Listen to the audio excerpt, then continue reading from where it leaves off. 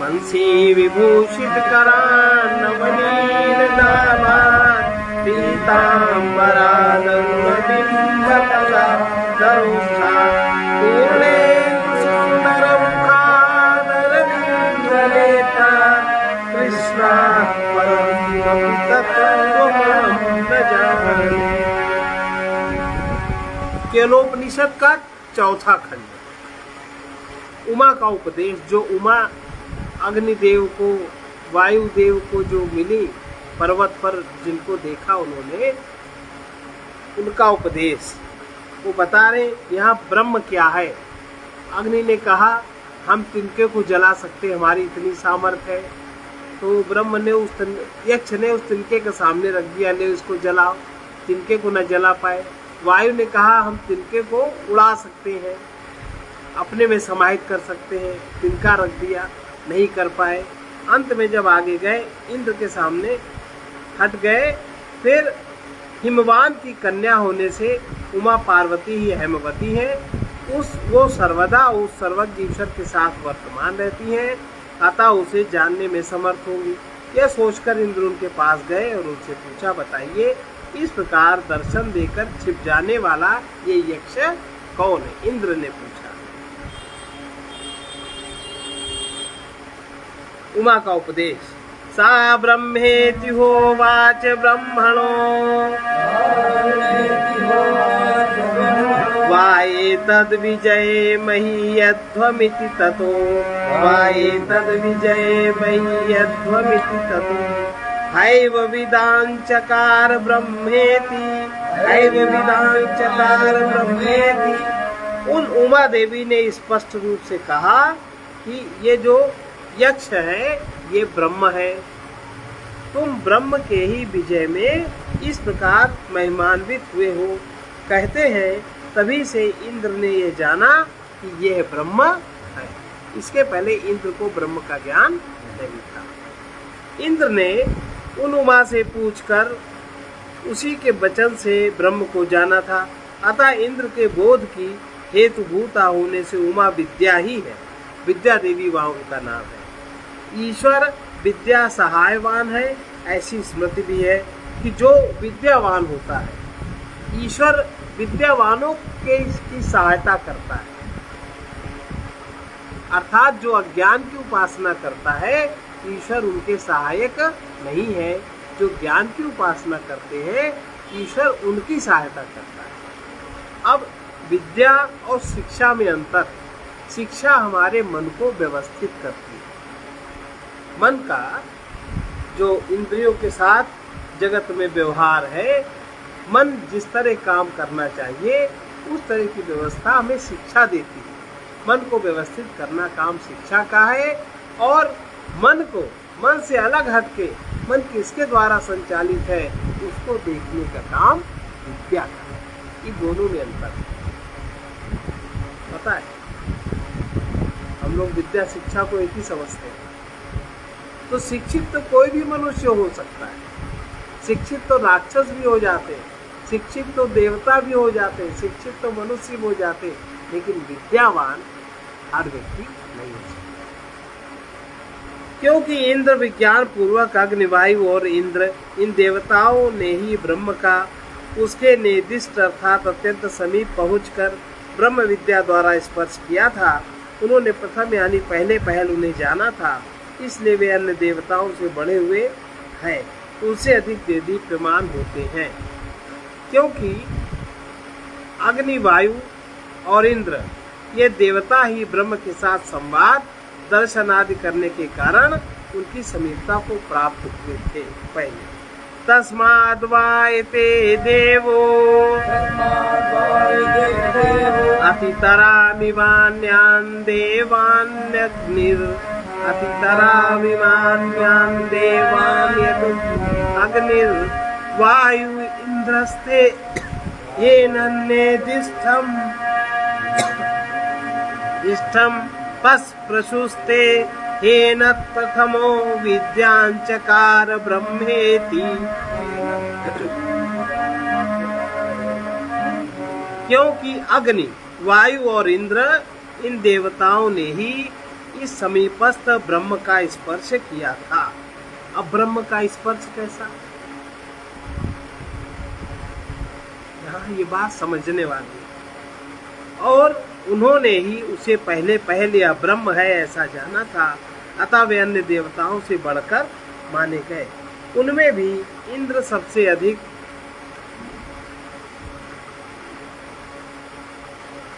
क्योंकि अग्नि और वायु ने भी इंद्र के वाक्य से ही उन्हें जाना था, कारण कि उमा के वाक्य से तो इंद्र ने पहले सुना था कि यह ब्रह्म है। तस्माद् वा इंद्रो अतितरामिवान्यान् देवांसा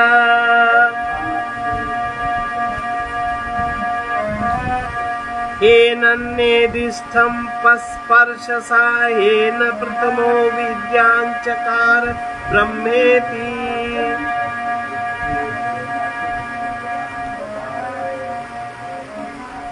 इसलिए इंद्र अन्य सब देवताओं से बढ़कर हुए, क्योंकि उन्होंने ही इस समीपस्थ ब्रह्म का स्पर्श किया था। उन्होंने ही पहले यह ब्रह्म है इस प्रकार से जाना था, जो दीप्तिमान है, क्योंकि सबसे पहले उन्हें ही ब्रह्म का ज्ञान हुआ था। ये जाना था कि यह ब्रह्म है, इस प्रकार इस वाक्य का अर्थ पहले ही कहा जा चुका है। अब ब्रह्म विषयक अधिदैव आदेश, उस ब्रह्म का ये उपासना संबंधी आदेश है जो बिजली के चमकने के समान, पलक मारने के समान प्रादुर्भूत हुआ, वो उस ब्रह्म का अधिदैवत रूप, उसका यह आदेश है। अर्थात उस ब्रह्म का यह आगे कहा जाने वाला आदेश उपासना संबंधी उपदेश है, क्योंकि ब्रह्म देवताओं के सामने विद्युत के समान सहसा अकस्मात ही प्रकट हो गया था। इसलिए जो यह ब्रह्म प्रकाश में है वो विद्युत के प्रकाश के समान प्रकाशित हुआ। आ का अर्थ इव है। आ शब्द उपमा के लिए है। जिस प्रकार बिजली सघन अंधकार को विदीर्ण करके सब ओर प्रकाशित होती है, उसी प्रकार वो ब्रह्म देवताओं के सामने सब ओर प्रकाश युक्त होकर व्यक्त हुआ। इसलिए वो बिजली की चमक के समान है। इस प्रकार उपासना करने योग्य है। जैसा कि वाजसेन श्रुति में यथा सकृत विद्युतम ऐसा कहा गया है, क्योंकि इंद्र के समीप जाने के समय ब्रह्म इस प्रकार संकुचित हो गया था मानो किसी ने नेत्र मूंद लिए हो, अतः वो नेत्र मूंदने के समान तिरोहित हुआ। इस प्रकार वह अधिदैवत ब्रह्म दर्शन है। जो दर्शन देवता संबंधी होता है वो अधिदैवत कहलाता है। इति और उत इन दोनों निपात का यहाँ अन्य कुछ अर्थ नहीं। ब्रह्म विषयक अध्यात्म आदेश, ब्रह्म से संबंधित अध्यात्म का आदेश क्या होता है?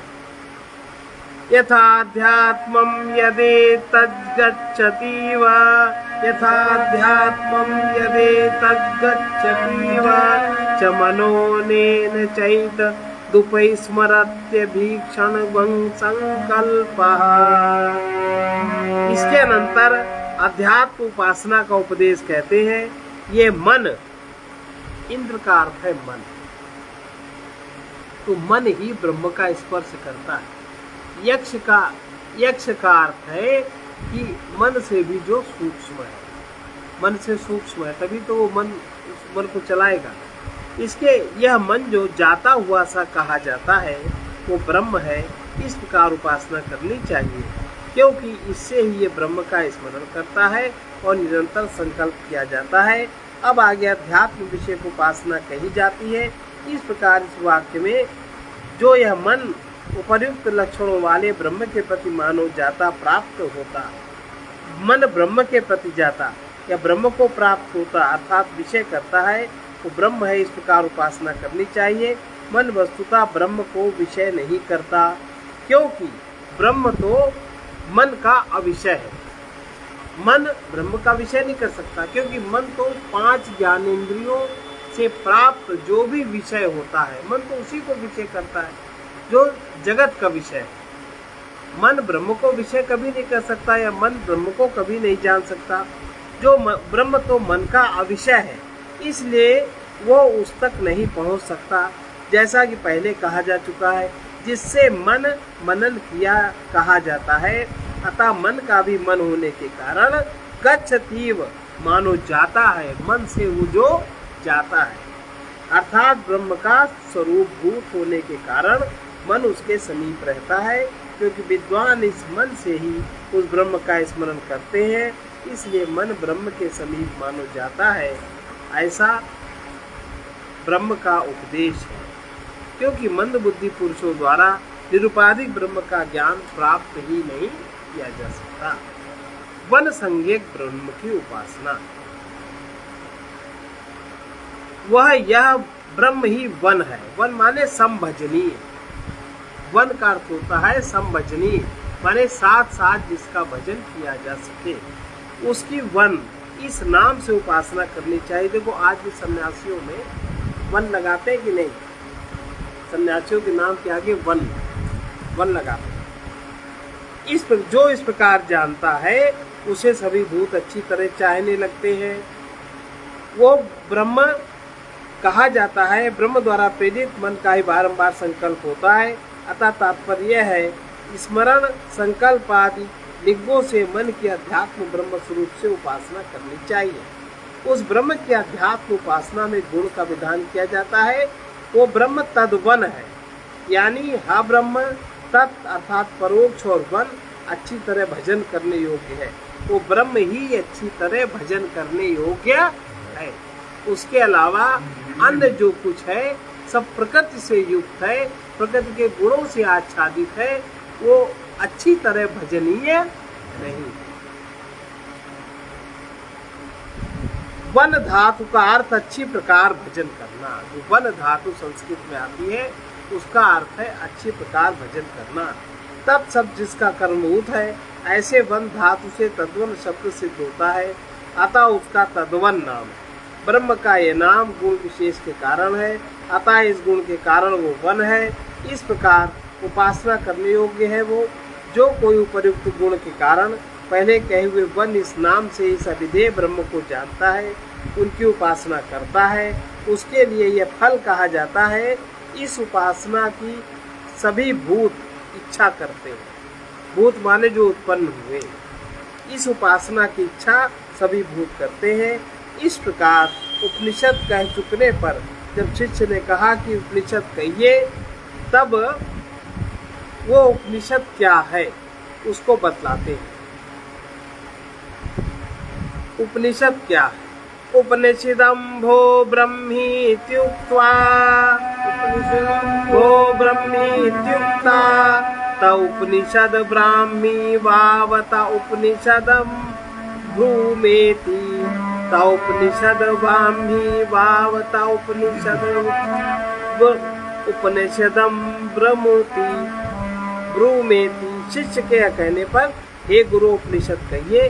गुरु ने कहा हमने तुमको उपनिषद कह दी, अब हम तुम्हारे प्रति ब्राह्मण जाति संबंधी उपनिषद कहेंगे। ब्राह्मण जाति से संबंधित उपनिषद क्या है? ब्रह्म यानी परमात्मा संबंधी उपनिषद ही कही है, क्योंकि पूर्व कथित विज्ञान परमात्मा संबंधी ही था। वाव माने निश्चय ही। ये उपनिषदम ब्रूम, इस वाक्य के द्वारा पहले कही हुई उपनिषद को ही लक्ष्य करके मैंने तुमसे परमात्मा संबंधी उपनिषद ही कही। इस प्रकार अगले ग्रंथ का विषय स्पष्ट करने के लिए निश्चय कहते हैं। यहाँ परमात्मा विषयणी उपनिषद को सुन चुकने वाले शिष्य का उपनिषद कहिए। इस प्रकार प्रश्न में क्या अभिप्राय है? यदि उसने सुनी हुई बात के विषय में पुनः प्रश्न किया तो उसका पुनः कहना पिष्ट पेशा, पिसे हुए को पीसने के समान निरर्थक है। और यदि पहले कही हुई उपनिषद असंपूर्ण होती इस लोक से। आचार्य बोले मैंने तुझसे उपनिषद और आत्मा की उपासना कह दी, अब हम तुम्हें ब्राह्मी माने ब्रह्म की, ब्राह्मण जाति की उपनिषद सुनाते हैं। अब देखो ब्राह्मण जाति शब्द यहाँ से और पीछे से लोगों को पता नहीं है जाति का अर्थ क्या होता है, वर्ण का अर्थ क्या होता है, इसलिए लोग दुनिया भर की बातें करते हैं। यह उपनिषद आगे कही जाएगी। अब तक ब्राह्मी उपनिषद नहीं कही गई, आत्म विषयनी उपनिषद ही कही गई। अब अब्रूम इस शब्द से भूतकाल का अभिप्राय नहीं है।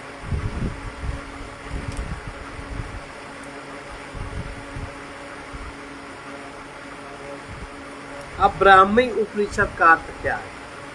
विद्या प्राप्ति के साधन। ब्राह्मण माने विद्यावान। विद्या प्राप्ति के जो साधन है उनको जो पालन करता है, जिसका मन अत्यंत शुद्ध पवित्र है।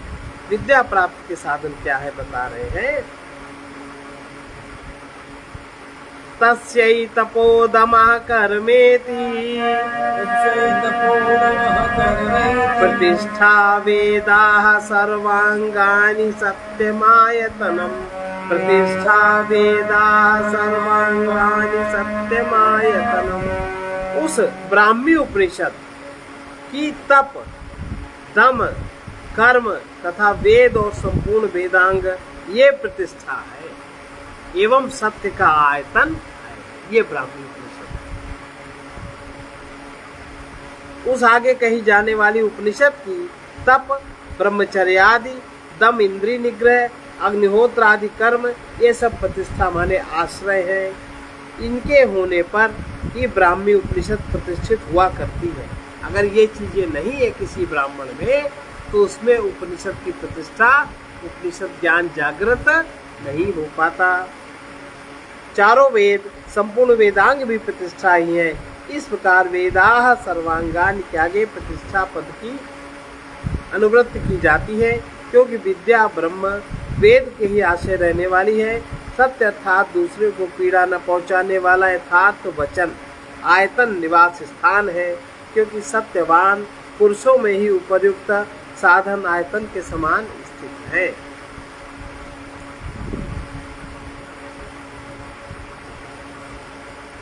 ग्रंथावगाहन का फल।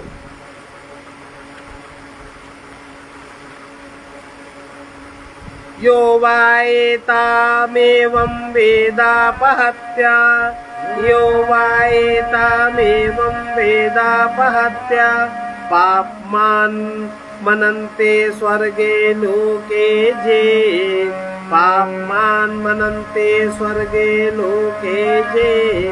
प्रतिष्ठति प्रतिष्ठति प्रतिष्ठति प्रतिष्ठति। जो निश्चय पूर्वक, जिसके अंदर निश्चय हो गया, जो निश्चय पूर्वक इस उपनिषद को इस प्रकार जानता है, वो पाप को छेड़ करके अनंत और महान स्वर्गलोक में प्रतिष्ठित होता है।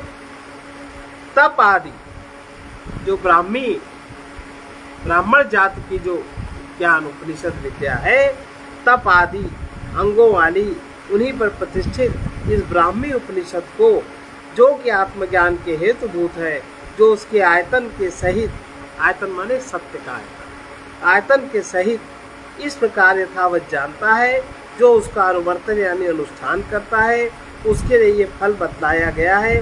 वो पाप को छीन करके अर्थात धर्म और अधर्म का क्षय करके जिसका अंत न हो, उस स्वर्गलोक में अर्थात दुख रहित, आनंद प्राय और अनंत अपार अर्थात ज्येष्ठ महान यानी सबसे बड़े परब्रह्म में प्रतिष्ठित हो जाता है।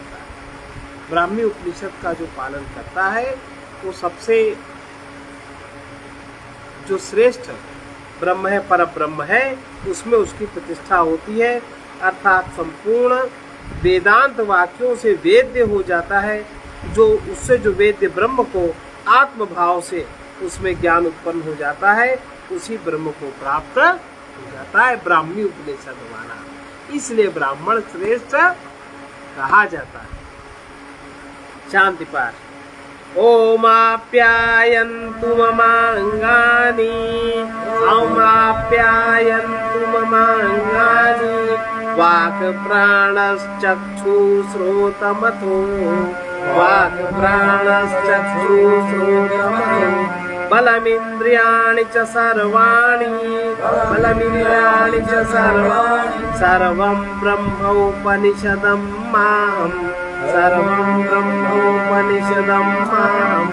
ब्रह्म निराकुर्यां मा, ब्रह्म निराकुर्यां मा ब्रह्म निराकरोद निराकरणं, मा ब्रह्म निराकरोद निराकरणम्। अस्त्वनिराकरणं मेषु, अस्त्वनिराकरणं मेषु, तदात्मानमिनिरतेया उपनिषत्सु तदात्मानमिनिरतेया उपनिषत्सु धर्मास्ते मयि सन्तु ते मयि सन्तु धर्मास्ते ते मयि सन्तु ते मयि सन्तु ओम शांति शांति शांति हरि ओम तत्सत। ये उपनिषद समाप्त। सर्वे भवन्तु सुखिनः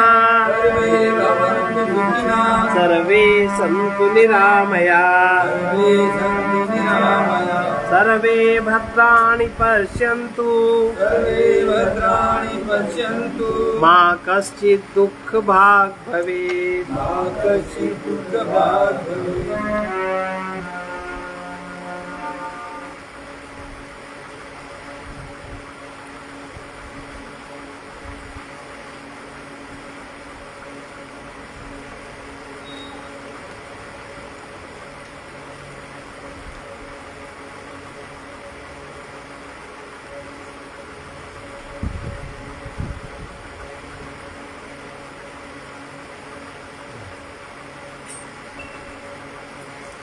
सुनो प्यारे श्रोता सज्जन सुनो प्यारे श्रोता सज्जन सुना हमने ये गुरु प्रवचन सुना हमने ये गुरु प्रवचन ज्ञान में जो साधक जागे ज्ञान में जो जागे विषय सुख को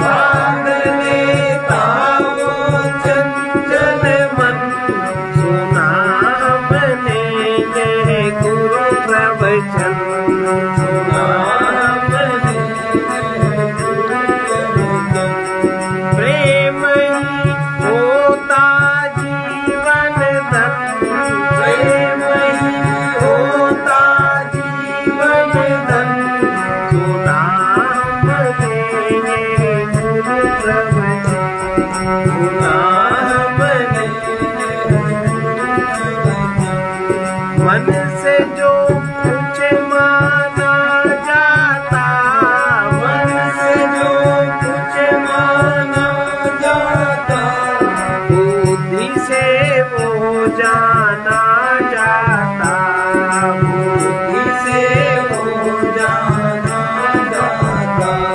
स्वयं में शांत मौन होकर, स्वयं में शांत मौन होकर, आत्मा पहचाना जाता, आत्मा पहचाना जाता। पथिक मिल जाता आनंद घन, पथिक मिल जाता आनंद घन। सुना हमने ये गुरु प्रवचन, सुना हमने ये साधने का वो चंचल मन, साधने का वो चंचल मन।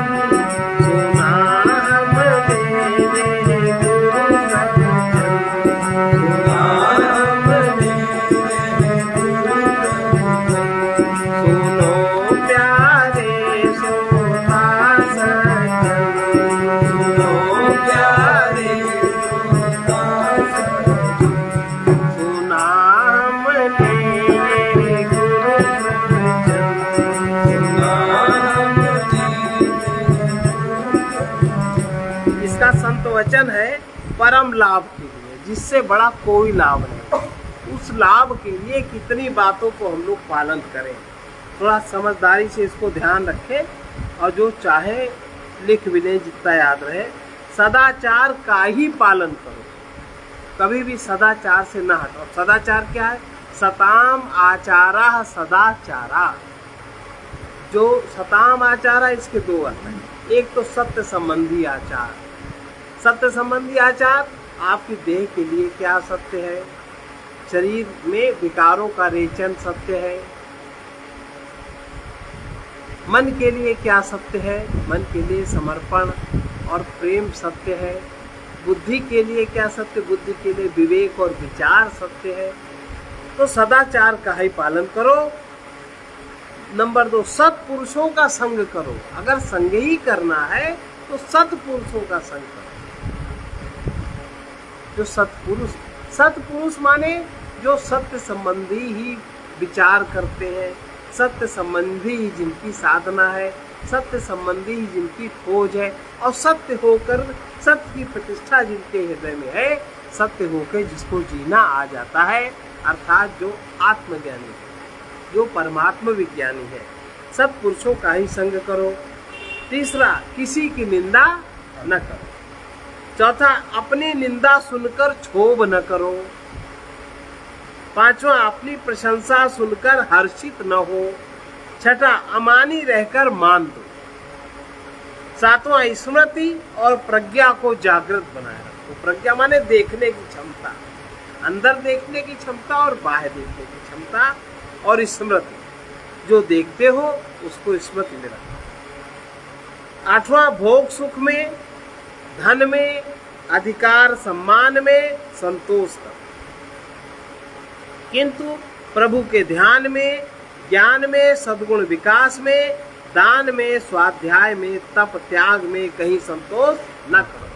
3 ठौर संतोष कर, धन भोजन पिय माहि, दान अध्ययन भजन में कबहू करिए नाहि। ओम पूर्णमदः पूर्णमिदं पूर्णात् पूर्णमुदच्यते पूर्णस्य पूर्णमादाय पूर्णमेवावशिष्यते। ओम शांति शांति शांति।